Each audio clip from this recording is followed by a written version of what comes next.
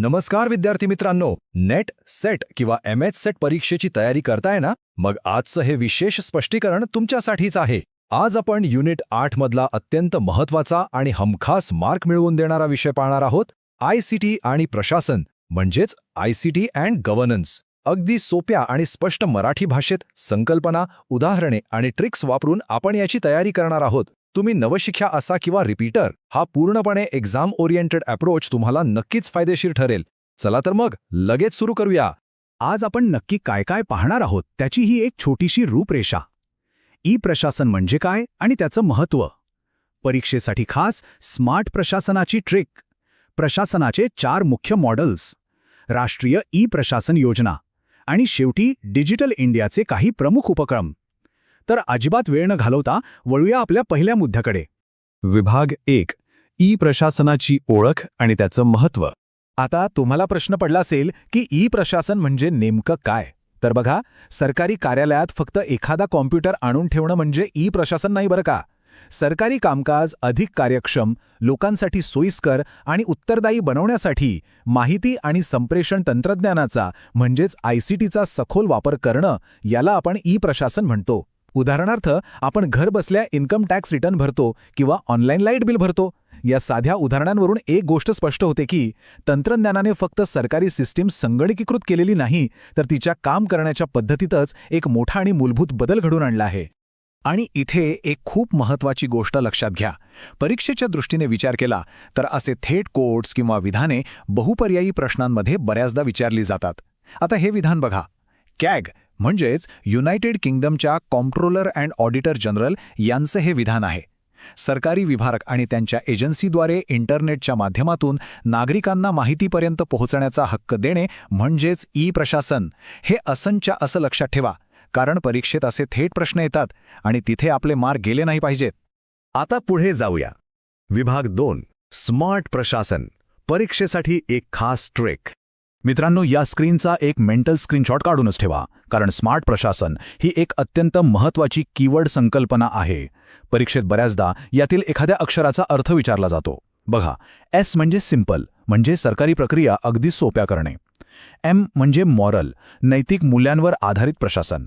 ए म्हणजे अकाउंटेबल, म्हणजेच अधिकारी आणि व्यवस्थेची जबाबदारी निश्चित असणे. आर म्हणजे रिस्पॉन्सिव्ह, नागरिकांच्या समस्यांना वेळेवर प्रतिसाद मिळणे. आणि टी म्हणजे ट्रान्सपॅरंट, कामामध्ये पूर्ण पारदर्शकता असणे. बहुपर्यायी प्रश्नांसाठी हे 5 शब्द तुम्हाला अगदी पाठच करून ठेवायचे आहेत. विभाग 3. प्रशासनाचे 4 मुख्य संवाद मॉडेल्स. शासन आणि विविध घटक डिजिटल माध्यमातून एकमेकांशी कसे जोडलेले आहेत हे समजून घेणे येथे फार गरजेचं आहे, कारण परीक्षेत जोड्या लावा प्रकाराचे प्रश्न यावर हमखास येतात.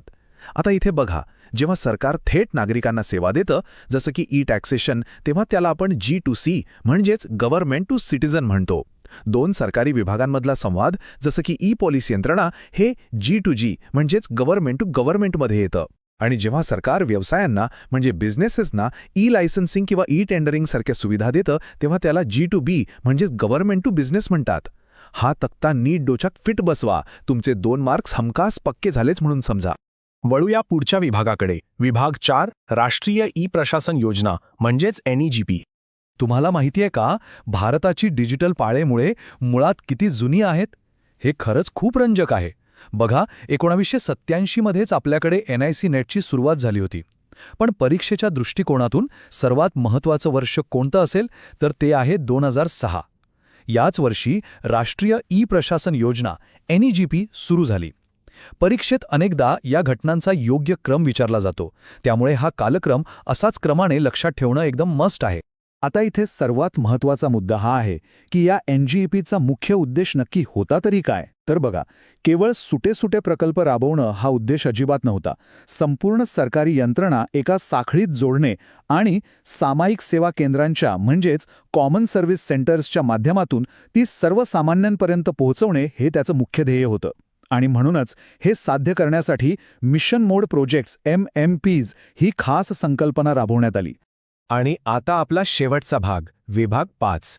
डिजिटल इंडियाचे प्रमुख उपक्रम. आधी आपण ज्या NEHP सारख्या योजना पाहिल्या, त्यांनी जो पाया रचला ना, त्यातूनच पुढे डिजिटल इंडियासारखा एक खूप मोठा आणि महत्त्वाकांक्षी कार्यक्रम उदयास आला. भारताला ज्ञानावर आधारित अर्थव्यवस्था आणि डिजिटलदृष्ट्या एक सक्षम समाज बनवणं हा या संपूर्ण डिजिटल इंडिया कार्यक्रमाचा मुख्य हेतू आहे. आता आपण थेट परीक्षेसाठी तयार असलेली काही अगदी अचूक उदाहरणे पाहूया. ही नावे आणि त्यांची कामे तुम्हाला थेट जोडता आली पाहिजेत. पहिलं म्हणजे भूमी प्रकल्प. हे आहे जमिनीच्या नोंदींचे म्हणजेच लँड रेकॉर्डचं संगणकीकरण. दुसरं ई-सेवा, जे विशेषतः आंध्र प्रदेशाशी संबंधित आहे, जिथून सर्व युटिलिटी बिले ऑनलाईन भरता येतात. तिसरं आहे डिजिलॉकर. हे आपल्यासारख्या नागरिकांसाठी एक सुरक्षित क्लाउड स्टोरेज आहे, जिथे महत्त्वाची कागदपत्रे एकदम सेफ राहतात. आणि शिक्षण क्षेत्रातील मोठी क्रांती म्हणजे स्वयं SWAYM, जे एक अतिशय महत्त्वाचं मूक्स प्लॅटफॉर्म आहे. हे उपक्रम आणि त्यांचे उपयोग यांचं थेट कनेक्शन एकदम पक्क लक्षात ठेवा.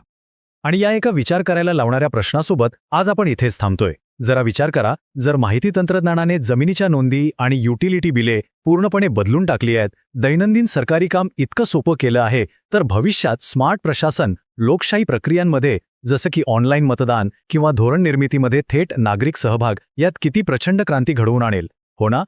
मित्रांनो, या सर्व संकल्पनांवर वारंवार उजळणी म्हणजेच ॲक्टिव्ह रिकॉल करत राहणं खूप फायदेशीर ठरेल.